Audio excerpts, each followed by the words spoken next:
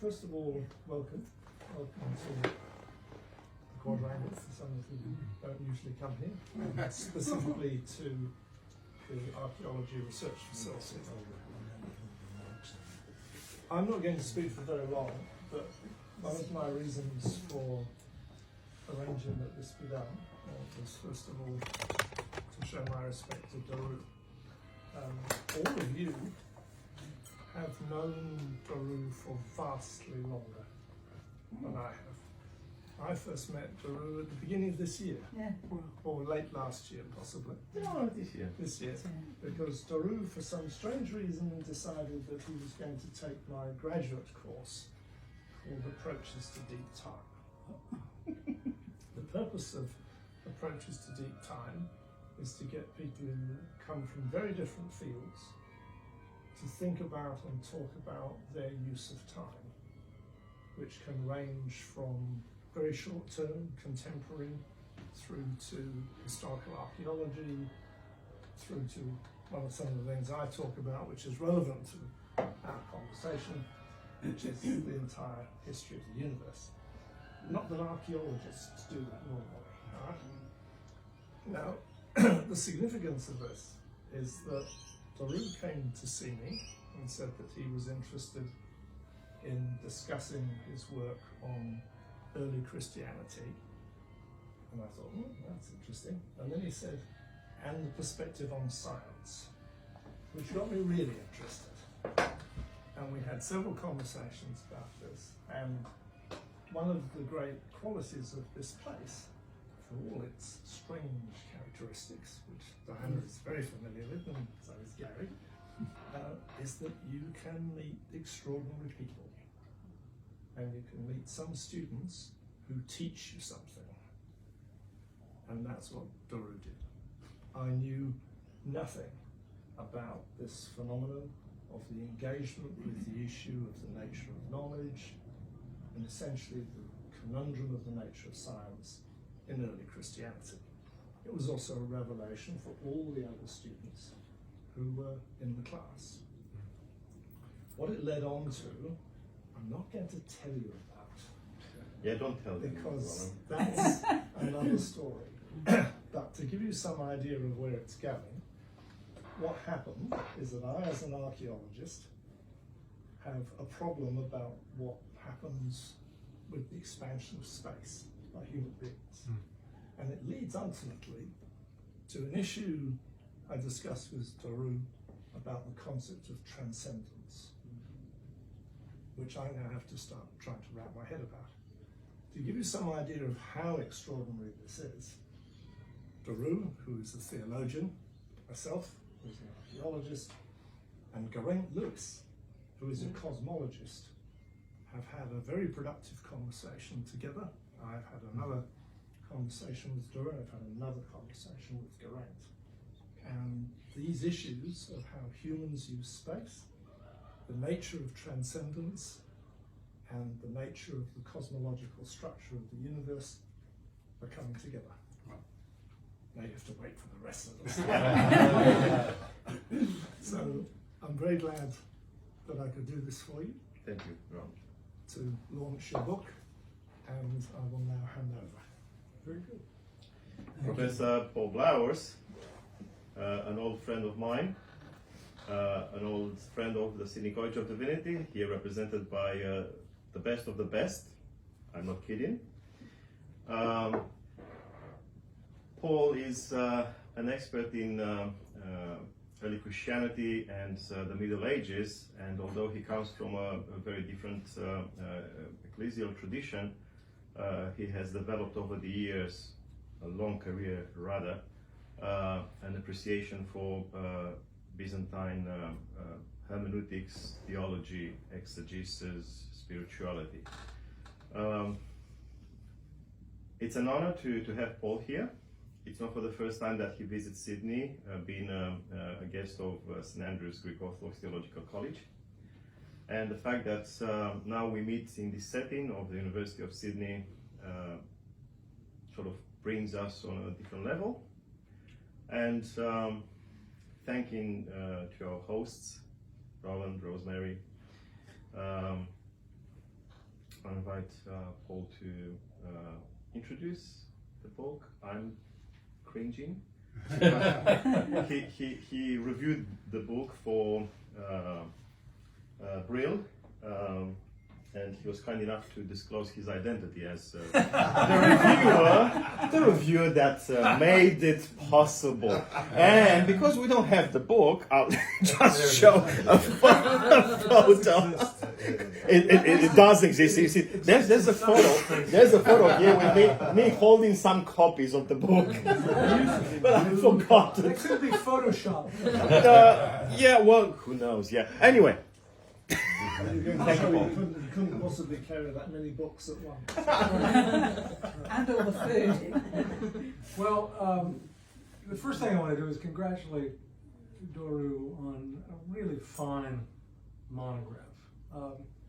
He and I have interacted on a number of occasions, and he brings a capacious mind to the study of the Fathers. And I was especially intrigued in this book at the wide range of disciplines that he was diving into in putting it together. And what I thought I'd just read my remarks briefly, because I really wanted to give a thoughtful kind of response to the book. But it stretches the boundaries of our discipline in healthy ways. And obviously, as all of you know, the more interdisciplinary we become, the better. And so this is, I'm speaking from the standpoint of an early church historian and Byzantinist, and we have many common interests, but I've learned so much new stuff through the reading of this book. So let me just give you my thoughts. Doru Costache's Humankind and the Cosmos is one of only a handful, really, of monographs in the last 25 years directly to tackle early Christian theological cosmology, but adds something unique to the discussion. While tracking with other studies, like those of Charlotte Kockert, the German scholar, and myself, that have treated both the philosophical backgrounds and the theological trajectories of early Christian thinking on the origins and destiny of creation, Costache brings something fresh by dealing with the parameters and elements of the shaping more broadly of a Christian worldview, which entails many different strands over and beyond purely doctrinal considerations. Early Christians had to find their way in a Greco-Roman culture in which philosophy, religiosity, natural philosophy, science, ethics, and much more already intersected in a grand perspectival constellation. Cosmology did not simply entail cosmogony or ideas of divine providence or questions about the arche or foundations of things. As Costache shows, it involved a vital existential dimension, a training in living in the habitable cosmos. Philosophy much more along the lines of what Pierre Hadot has understood it to be in antiquity, a way of life. Costache furnishes us with the first major study that I know of, which tracks how the integrative Christian worldview was fashioned and adjusted over a considerable period of time. I'll not summarize all my findings in this book, but just briefly remark on some of its gems, and indeed some of the more controversial points, which might generate discussion on down the road as the study is processed in a wider community of scholars. Gem number one, Costache's attention to aesthetics in early Christian perception of the world.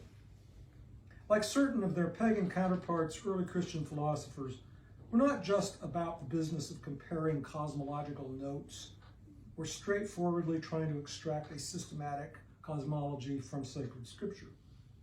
They cared about experiential engagement with the world as a thing of deep, indeed often hidden beauty. A kind of cosmic harmony given to musical and liturgical images, which contain considerable theological depth. The analogy between ecclesial cosmic and ecclesial choirs in praise of the Creator carries significance in the shaping of Christian theological cosmology well into the 4th century and beyond. Costache concomitantly builds a strong case for the important role of liturgy in orchestrating, as it were, the maturing Christian worldview, not just liturgy as ritual within the church, but as perennially joined with the cosmic chorus, a theme that ties together such temporally separated writers as Clement of Alexandria, Athanasius, and Maximus the Confessor. Gem number 2, Costache's recognition of the practical side of natural contemplation, physici theoria, in early Christianity, especially Clement of Alexandria and later on Athanasius and the Cappadocian Fathers. This discipline is easily given to misunderstanding since there are few, if any, modern counterparts, and it cannot be compared with the attempts of Christian apologists in our own time who seek to prove a creator through observing intelligent design in the world. While it had a rich history in Greek paideia, Christianity laid its own claim to the contemplation of nature and set it in an inextricable relation to asceticism and to the quest for theologia. Created nature is a profound, not a superficial testament to the triune creator. And the aspiring Christian Gnostic strives after nothing short of the creator's own perspective on the meaning of creation. That said, natural contemplation accommodates the engagement of natural science, physiologia, in the spiritual quest, a principle that had tremendous implications for later Christian trust in the validity of science.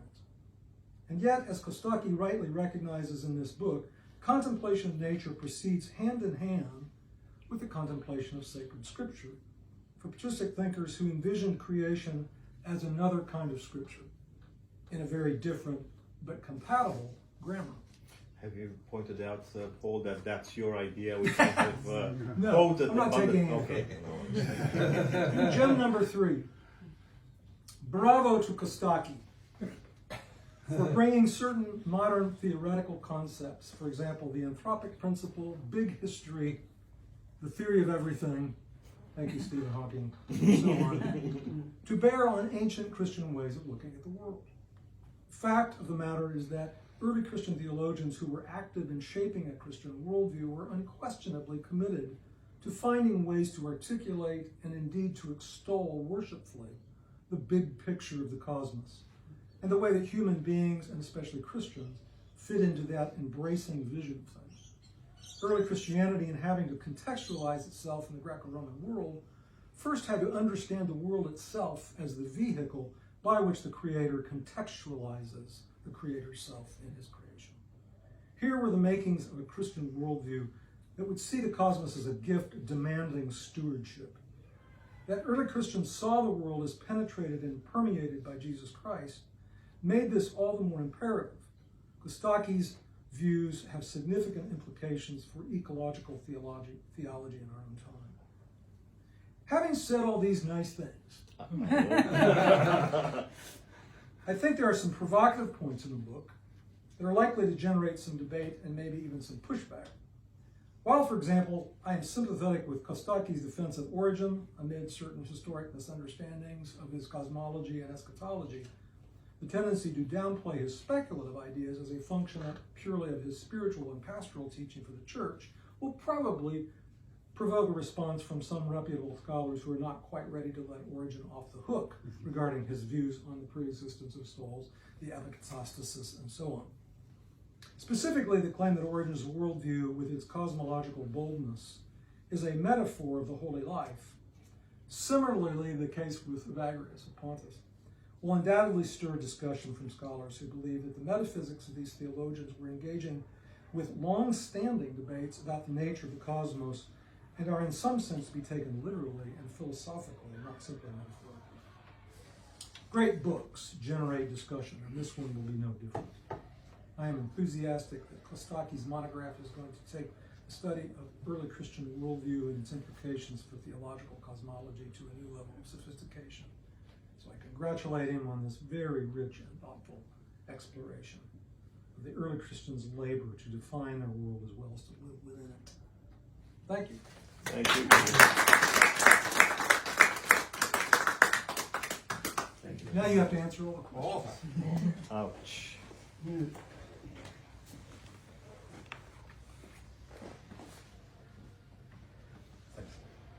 Well, I'm overwhelmed, first of all, by being welcomed here at the university. Gary is my supervisor. I'm doing a new doctorate. You're running rings, man. Well, I remind you from time to time. Just keep him in order, Gary. And yeah, and I learned a lot from Gary, from Gardner, who couldn't be here because his wife Jay had the surgery. We miss them dearly. Jay was supposed to also speak at this launch, but she is still recovering. We keep her in our thoughts and prayers. I'm also deeply moved by Roland, Rosemary, who received me here. For them, it's we do natural. this for all our students. Yeah, it's. I'm a newcomer here, and I feel at home. Hopefully, you don't take it the wrong way. Beautiful place. Okay, I'm also humbled by the presence of dear friends from the Sydney College of Divinity, Professor Diane Speed, Professor Peter Ball, Professor Jim Harrison, and my colleague and friend.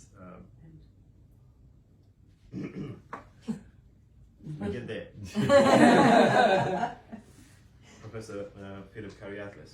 Now, I left Neil last because we have a very interesting relationship of late. So, we started in the last couple of years, me under Neil's guidance, Professor Neil Omrod. This very interesting thing, we tried to bridge gaps between disciplines within the framework of Sydney College of Divinity with that project of theologizing in the age of the pandemic. It has been a very interesting ride. We had speakers from a variety of backgrounds, denominational and also academically speaking. And under Neil's guidance, it has been a very interesting project, very fruitful. We all learned a lot. That's part of the project ended with a conference in May at the Sydney College of Divinity, theologizing in the age of the pandemic, and now we are getting there. So Neil, I haven't submitted yet my paper. Yeah, well, so I have to remember things, You touched down at the airport and then you went straight away and gave a talk with the yeah, in Nisibis at the Assyrian College here. Anyway, and the cooperation continues, and I'm grateful for Neil's guidance. It's very useful, very fruitful for me. Now, last but definitely not least, I'm grateful to Paul. First time I come across Paul Blauers' name was when I was doing my PhD in Bucharest, a galaxy far, far away, long time ago, in the 90s. And I read avidly his book on Maximus the Confessor's interpretation of Scripture. That was an eye-opening book. So for many years, that was my sole guidance in relation to Maximus's hermeneutics. So I'm very grateful for meeting him after a while. So he also gave me a lot of advice in regard to the book that he just launched. He read a couple of chapters, provided me with important feedback, and then anonymously, of course, he reviewed the book for Brill. And thank you for making it known to me. So Brill was really kosher. They didn't tell me who the reviewer was.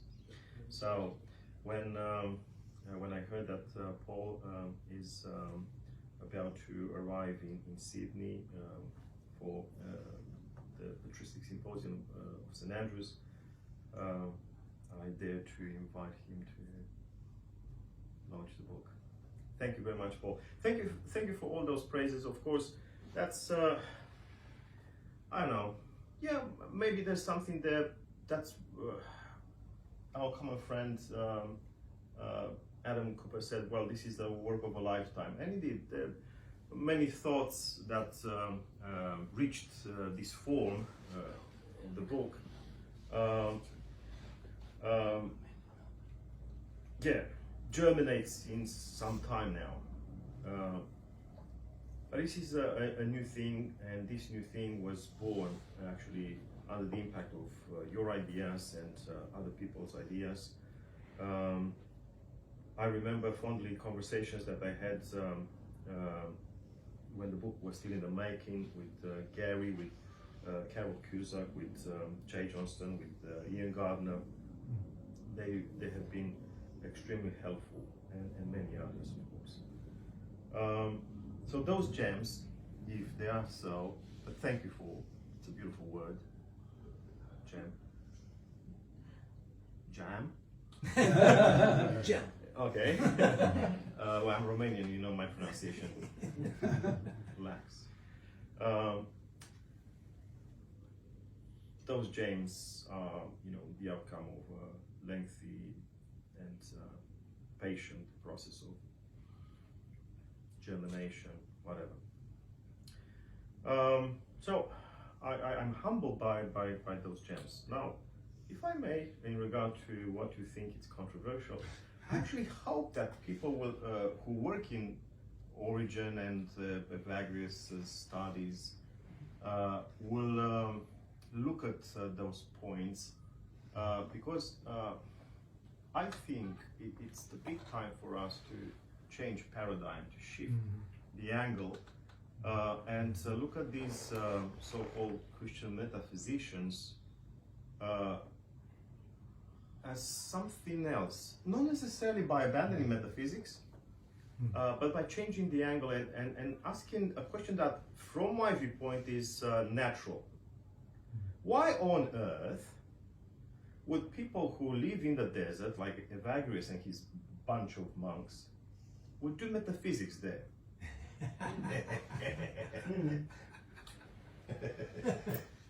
Okay, the man was highly educated, refined minds, tremendous speculative thinking. Why on earth would he write metaphysics in the desert for kangaroos, whatever grows there? And so my approach to this sort of metaphysics is, if you like, very basic Christian approach, Jesus type of parable discourse. No one would take a parable at face value. Oh, okay, yeah.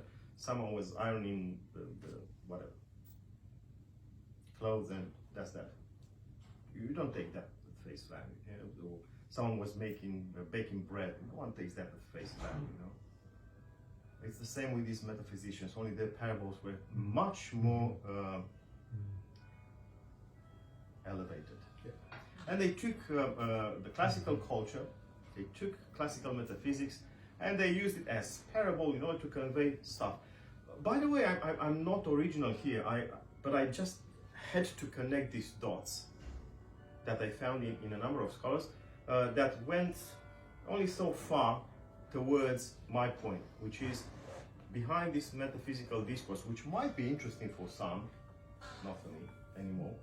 It has been, but not anymore. Behind this metaphysical discourse, there's something else. They have transformed it into a parable of the spiritual life. By the way, this has been said before me, like 20 years before me. Karen Toyerson and others had said it already, but they didn't pursue the thought.